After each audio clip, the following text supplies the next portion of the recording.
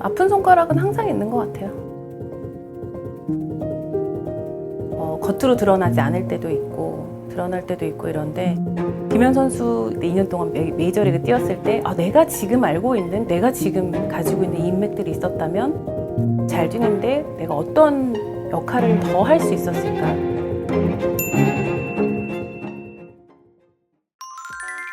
리코 스포츠 에이전시는 생각해보면 진짜 많은 일들을 하는 곳인데 딱 하나 정의를 내리니까 이제는 더 어려운 것 같아요. 옛날에는 스포츠 선수랑 일하는 곳이에요. 스포츠 전문 에이전시입니다. 이렇게 대답을 했는데, 스포츠 선수에 관련된 일들, 마케팅, 또 계약, 정말 여러분들이 생각하실 수 있는 모든 스포츠에 관련된 일들을 하고 있는 회사라고 생각하시면 될 것 같아요.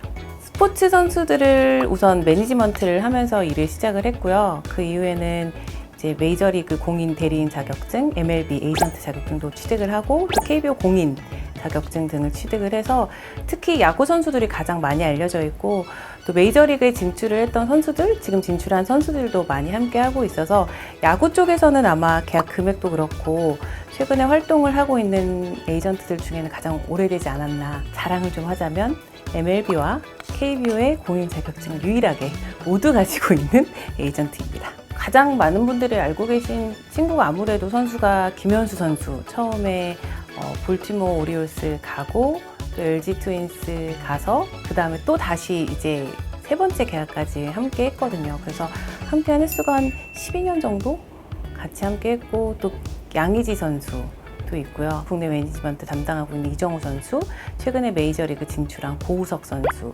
등등, 야구 선수 같은 경우는 한 80여 명 정도 함께 이제 계약도 진행을 해왔고, 또 매니지먼트도 진행을 하고 있습니다. 사실 인터뷰 하려고 연락을 받았는데 계속 제가 시간을 바꿨어요. 사실 그게 저희 직업의 특성인 것 같아요. 친구들이랑 약속도 거의 못 잡는 게, 정말 어떤 일이 생길지를 모르니까 중요한 약속 같은 경우는 친구들이랑도 거의 사실 잡을 수가 없고요. 요번에 고우석 선수 포스팅은 특히나 좀 어려웠던 게 LG 트윈스 그룹에서 좀 배려를 팀에서 해주셔서 저희가 어느 정도 조건부로 사실 가게 된 거였거든요. 그래서 그러다 보니까 팀과의 협의도 되게 중요했었고, 계약을 또 따는 것도 중요했었고, 사실 미국 메이저리그가 크리스마스 한 이브 그 전날 정도부터 그때가 좀 힘들었어요. 왜냐면 다들 쉬고 있는 거 아는데도 막 계속 연락해가지고 계약 어떻게 될 거냐, 뭐 생각 있냐, 이번에 언제까지 갈 거 같냐, 포스팅 데드라인 1월 3일인데 뭐 그전에는 오퍼를 넣을 수 있냐. 그래서 12월 말에 아마 그때 샌디에고 파드레스랑 저희가 줌 미팅을 바로 이 사무실에서 진행을 하고 고우석 선수 일로 와서 했었는데, 바로 이 자리였어요 사실. 근데 고우석 선수가 우스갯소리로 한 2시간 정도 미팅을 하고 나니까 자기는 평생 태어나서 이렇게 자기 PR 또는 자기 이야기를 누군가한테 이렇게 이야기를 해본 게 처음이고, 자기에 대해서도 스스로 내가 그때 이런 상황에서 왜 그런 선택을 했지? 미국 야구단이랑 이야기를 하다 보면 굉장히 디테일한 질문을 할 때가 있거든요.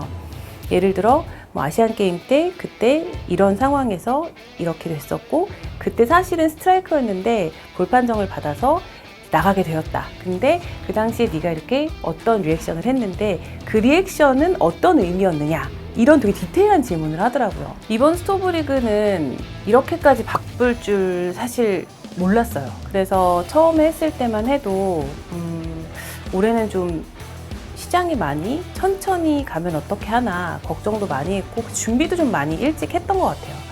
선수들이 그만큼 계약 한순간만을 위한 건 아니어도 어떻게 보면 보상을 받는, 그리고 그 다음 커리어를 나가는 거기 때문에 사실 굉장히 중요한 시기거든요. 최근 몇 년 사이에 사실 제일 바빴던 스토브 리그가 됐던 것 같아요. 저희가 선수 친화적인 계약을 많이 한다고 해서 선수들이 많이 좋아하는 것도 있는데, 사실은 저는 제일 중요한 게, 계약을 마무리할 때 선수한테 제일 많이 하는 질문이 만족하는지, 아니면 어떤 부분에 있어서 혹시 계약을 바라봤을 때 조금 더 원하는 게 있는지. 이게 사실은 돈뿐만이 아니거든요. 그래서 저는 선수들을 약간 직전에 대리를 하려고 계약하는 케이스는 많이 없기는 해요. 그래서 매니지먼트 계약을 해서라도 몇 년 동안 같이 많은 시간을 보내고 좀 선수를 많이 알아가면 알아갈수록 좋은 계약을 할 수 있다고 믿거든요. 얼마 전에 제가 어디 짤로 봤는데, 사실은 안치홍 선수에게 이해랑 대표란? 이렇게 해서 질문이 있었더니 엄마? 이렇게 나오면서 그냥 전화하면 엄마라고 부른다. 그래서 가족 같은 느낌이다라는 얘기를 하는데 진짜 전화하면 무슨 일 있으면 엄마? 이러거든요, 저한테. 안치홍 선수랑 처음에 그렇게 안 친했어요. 워낙 말수도 없고. 근데 이제 처음에 롯데로 이적하는 그 해에 좀 힘든 시간을 많이 겪으면서 엄청 친해지기도 했고, 저도 사실은 그 첫 번째 계약을 했을 때 팀을 옮기고 마음고생을 많이 했던 친구라서 좀 개인적으로는 마음이 정말 많이 가는 친구 중 한 명이에요. 제가 굉장히 좋아하는 선수이기 때문에.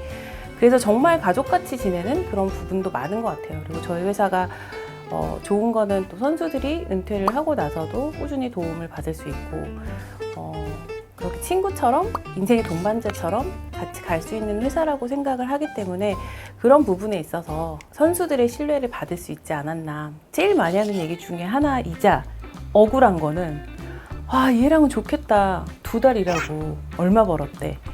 그렇게 얘기를 하면 이 선수 한 명이 사실 성장을 하고 이런 계약을 딸 때까지 가장 중요한 거는 이 선수의 사실 성적이나 퍼포먼스거든요. 이 선수가 이만큼의 퍼포먼스를 가져가고 그 가치 이상을 좀 받아내는 게 저의 역할이긴 하지만 정말 무에서 저희가 유를 창조할 수는 없어요. 그렇기 때문에 그 선수가 그만큼의 위치까지 올라가는 그 과정을 저희가 함께 하는 건데, 처음 시작부터 가보면 아마추어 선수들 때부터 저희가 스카우트를 해야 되거든요. 그래서 장현석 선수 같은 경우는 저희가 장현 선수 다저스 계약하러 가기 전에 3년 전? 그러니까 중3 때 이미 너무 잘 던지고 너무 좋은 선수가 있다 그래서 저희 스카우트 팀장님이 직접 지방에 내려가셔서 몇 번을 보고 사인을 사실 받은 케이스예요. 중간중간에 계속해서 이 선수가 다쳤다라든지 아니면 뭐가 필요하다든지 이런 부분이 있을 때마다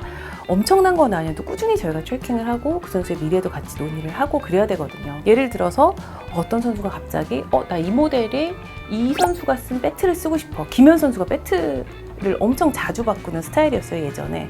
그러면 어떤 선수가 쓴 어떤 모델을 가져다 줘 라고 하면은 저희가 그 모델이 어떤 건지 어떻게 구할 수 있는지 알아보고, 또 그러면 선수는 저한테 얘기만 하면 되잖아요. 그럼 저는 그걸 다 알아보고 해외에서 배송까지 받아서 가져다 주거든요. 그래서 그런 작은 것들부터 선수들이 퍼포먼스를 잘 하기 위해선 정말 많은 사람들의 노력이 필요해요. 계약을 하다 보면 이제 여러 선수를 대리하면 이익 충돌이 생길 수도 있거든요. 그때 가장 중요하게 생각을 하는 게 한 선수의 이익을 위해서 다른 선수의 이익이 준다든지 손해는 당연히 보면 안 되고요. 가장 중요한 거는 선수들과의 신뢰 관계거든요. 만약에 그런 이야기가 사실 구단에서 나올 수 있고 어디서든 나올 수 있잖아요. 제가 항상 얘기했지만 저는 믿지 않습니다. 비밀의 세상에 어디 있습니까? 이 좁은 세상에. MLB랑 다른 점도 많이 물어보세요. MLB랑 KBO는 어떻게 달라요, 협상이? 그런데 양쪽 다 비슷해요. 방법이 조금 다르긴 해요.